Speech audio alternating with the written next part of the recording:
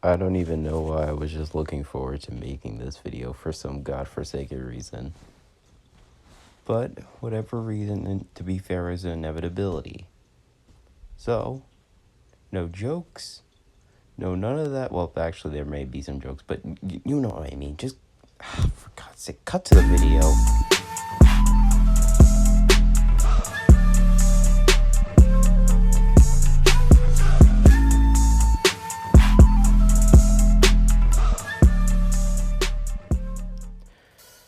Alright, let's begin this retrospective. So, well, let's get the first thing out of the way. What is this exactly? Well, it's my thoughts and feelings on Dokkan as a whole.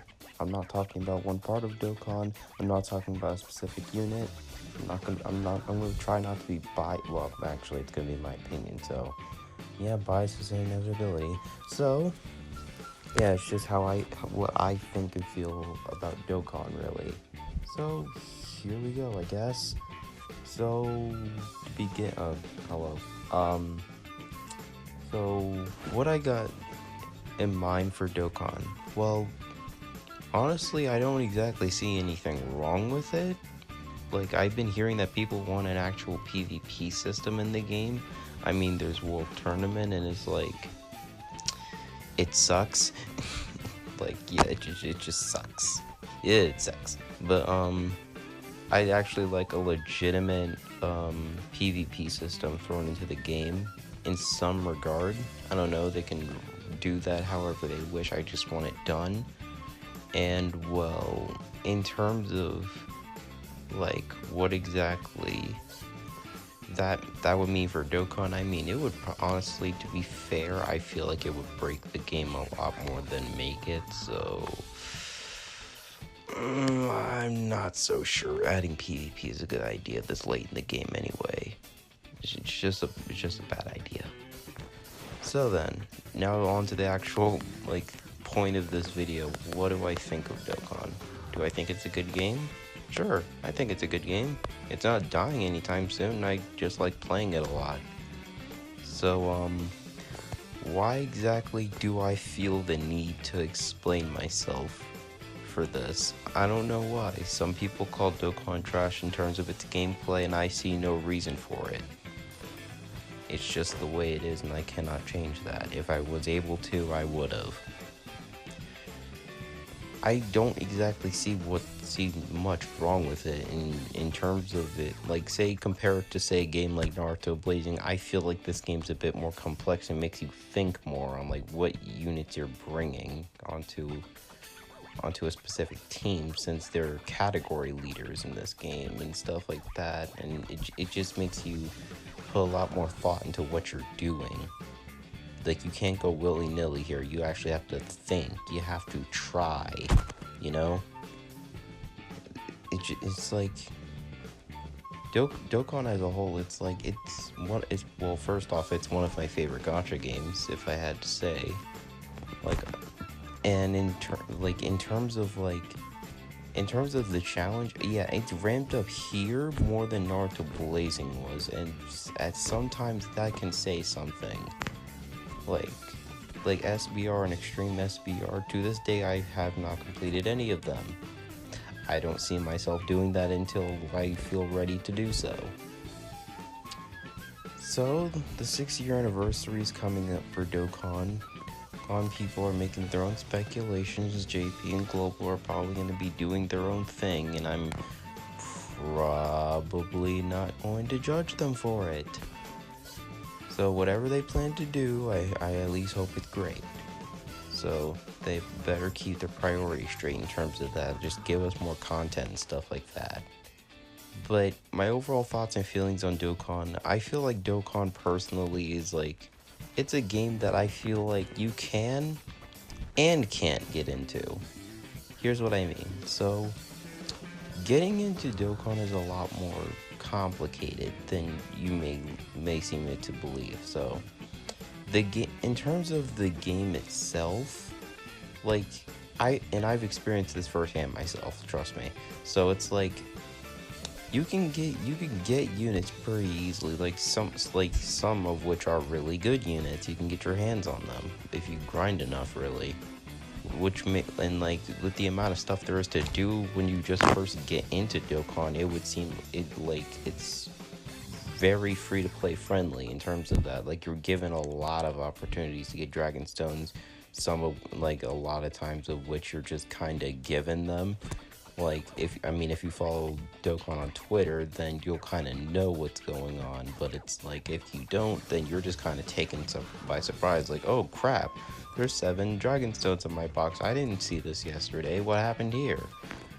But yeah, in terms of getting into the game, in my opinion, it's kind of hard to do so. Because, like, you can get your hands on really good units, but awakening said good units, like say you get this Gogeta, actually. It's like you have him at SSR state, like you first pull him, you awaken him to UZ, awaken him to base UR. It's like, cool, that's cool. And then you try to get him to TUR state, and it's like, how do I do this?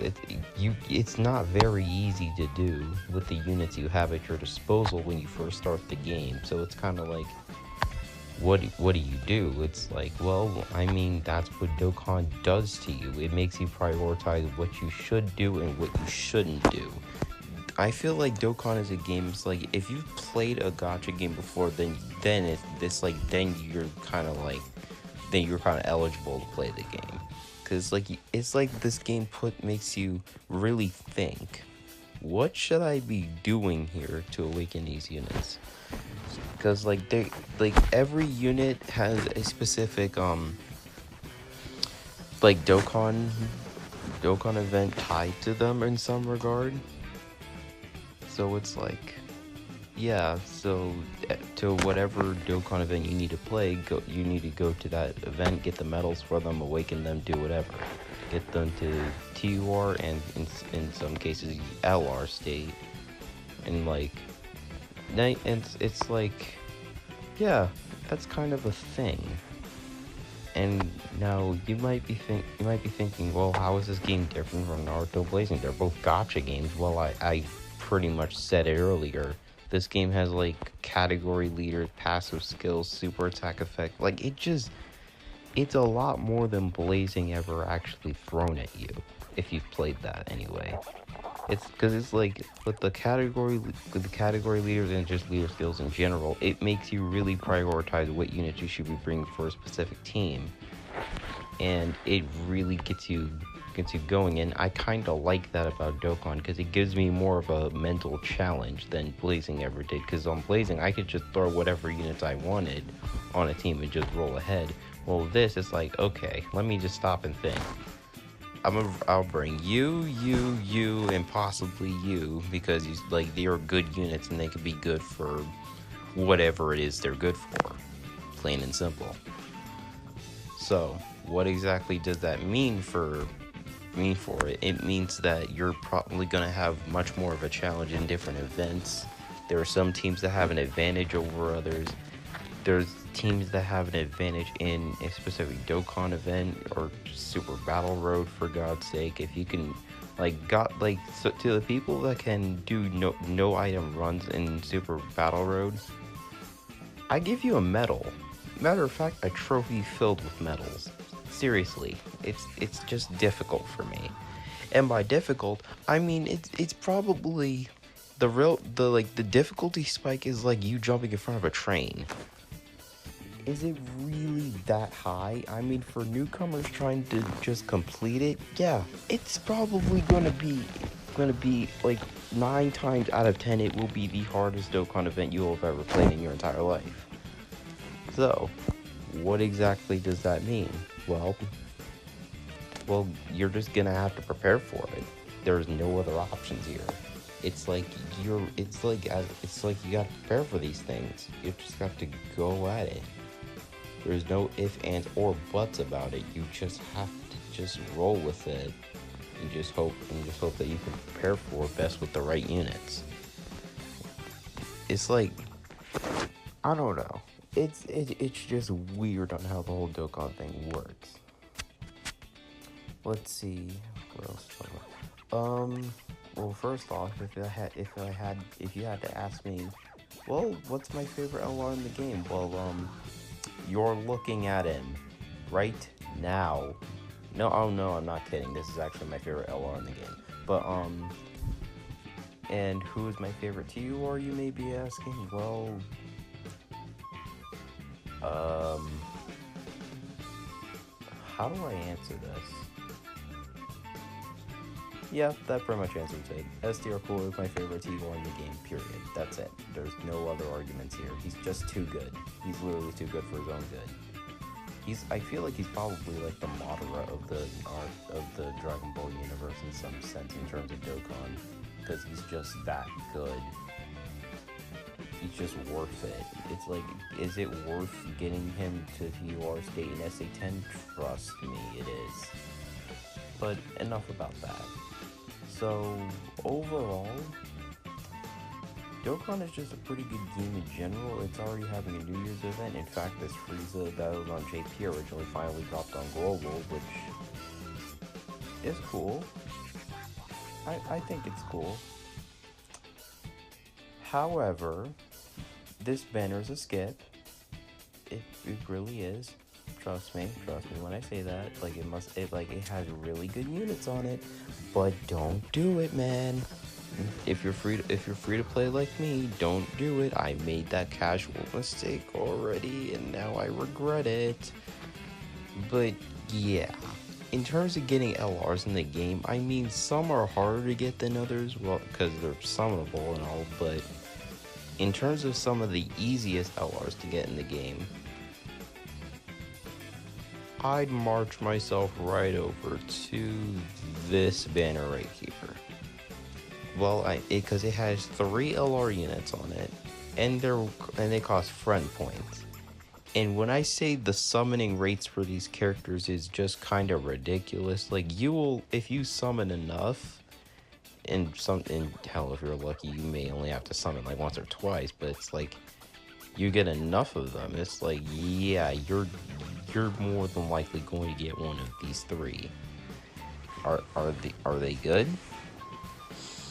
Probably not, with maybe the exception of Hercule, because he got an easy A, but still, it's like, I mean, that's still LRs though, that could possibly help you, so, whatever the case is, that's just that, and that's all I could really say about it.